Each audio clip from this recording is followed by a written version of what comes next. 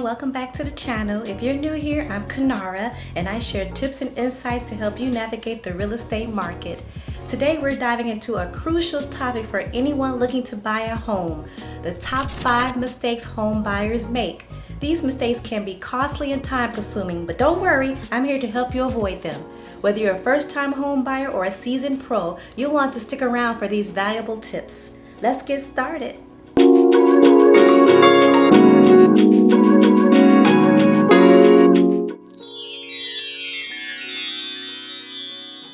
Mistake number 1 for me is not shopping around for a mortgage.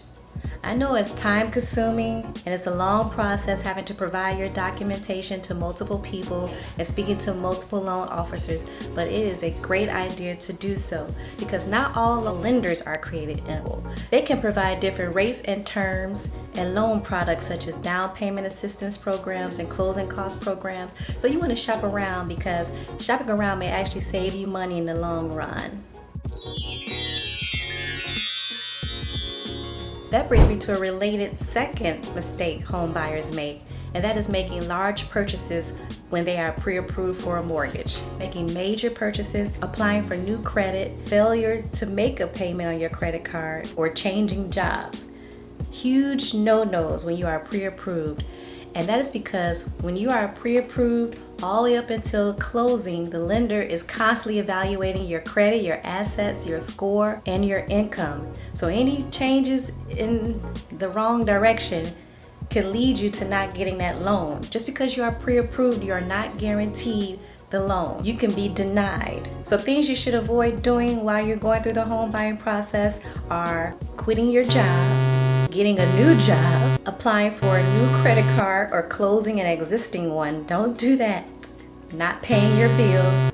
Do not transfer large sums of money between your accounts. Do not max out your existing credit cards, and do not buy a car. So when you're thinking about making a change in your finances, ask yourself these questions. Would this increase my debt level, or would this decrease my assets? If the answer is yes, don't do it. Mistake number 3 that home buyers make is waiving the home inspection. This is another no-no. Now, I'm trying to think of reasons why people would do it that would make sense to me, and I just cannot think of any. I've been told it's to save money. They think it will make their offer stronger, or because it's optional, they're saying, well, why have it done? But this is a huge step in the home buying process that you should not waive.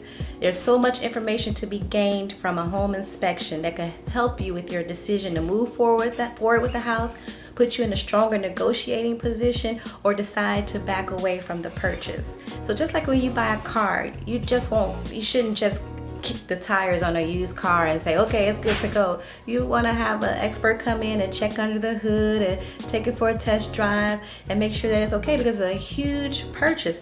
Buying a home is a huge purchase, and you should investigate and research your purchase to make sure it is the right fit for you. So when you hire an inspector, they are invaluable to the home buying process. They will come in, they will check the exterior, they would check your roof, they would check the foundation, they will check for mold and leaks. They'll go in and check your windows, they'll check the sidewalks, they would go inside and check the appliances, the mechanical systems, HVAC, plumbing, electrical systems, and make sure everything is safe. And they'll check for proper operation. And if for a little extra money, they could do radon tests, termite inspection. So you will want an inspector to come in. It's worth every dollar spent to have that report and to know what you're getting into. Some things that are covered during an inspection can be negotiable during the home buying process with the seller. They could either fix those items for you, or you could get a seller's credit from them, which is great. You have negotiating power once you have qualifying repairs that that resulted from your inspection. Or you may feel, well, this is an upcoming expense that won't be repaired or credited by the seller. So you have to ask yourself, or will you be prepared to have to pay for that upcoming repair in the future? And you may feel that it's too much uncovered during the inspection for you to want to move forward with that purchase. So they provide a lot of information that you just don't see by touring the home and looking at the walls and looking at the beauty of it. They dig deep for you and provide excellent information for you to help you move forward or not on that home purchase. I once talked to a guy, he was into, and I feel that whether it's, even if it's new construction, or if it's not only new construction, but even if it's a flip and you plan on ripping everything out anyway, still get the home inspection. I was talking to a guy who flips homes, and he told me that he bought a house, got a great deal in the house, didn't do an inspection, said he was being cheap, went in, he was like, I'm gonna rip everything out anyway. Did so, but when he had it all nice and pretty and on the market, the people who put in an offer on the home, they did have an inspection done. And you know what?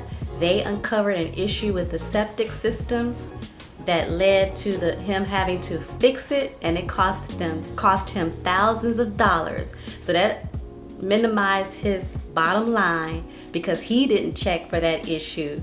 So his profit was reduced because of that, because they had a home inspection, but he wanted to save money and not have a home inspection for his flip. And even in regards to new construction, everybody's not skilled in what they do. And just because it's new and everything is brand new, that doesn't mean that good workmanship was done or proper installation was done. So even with new construction, it's important to have a home inspection.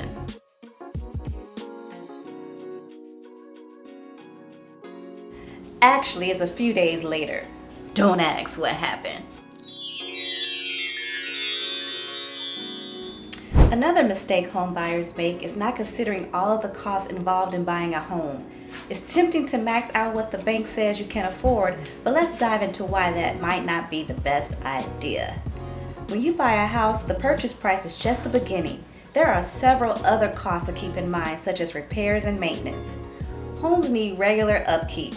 From fixing a leaky faucet to replacing a roof, these costs add up over time. You will also have property taxes, and depending on where you live, property taxes can be a significant expense. So make sure to factor those into your budget. You'll also have to have homeowner's insurance, and this monthly cost needs to be included in your financial planning. There will also be utility bills for electricity, water, and gas. And if your home is part of a HOA, homeowners association, there will be additional fees for things like community maintenance and amenities. Now, there are two things I want you to think about when a lender determines how much home you can afford. The first thing is that lenders use your gross income. That's your income before taxes and other deductions to figure out how much you can borrow. But what really matters is your take-home pay.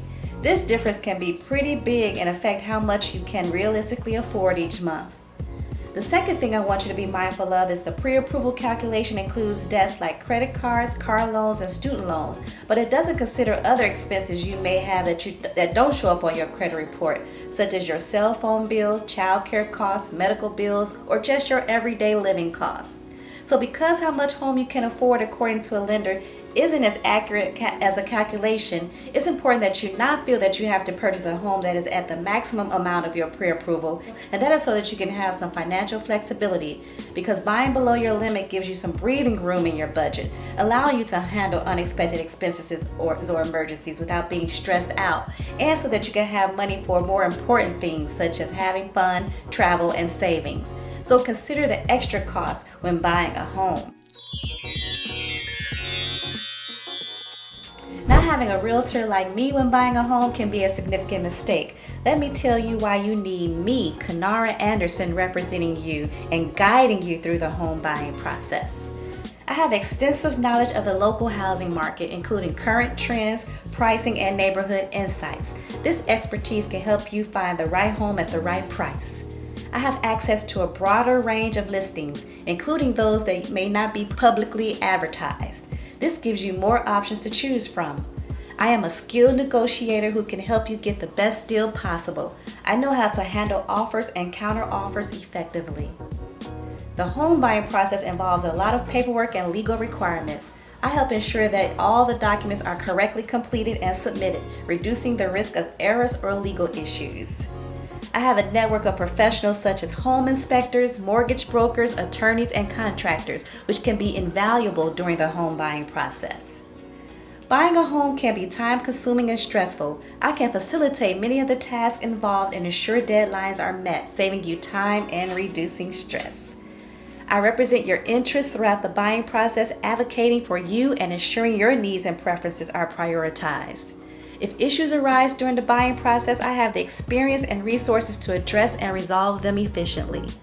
Overall, working with me can make the home buying process smoother, more efficient, and more successful. So there you have it, my 5 home buying mistakes that you should avoid the next time you're buying a home. If you like this video, don't forget to like, subscribe, and share, and come back to watch my next video. Have a good day.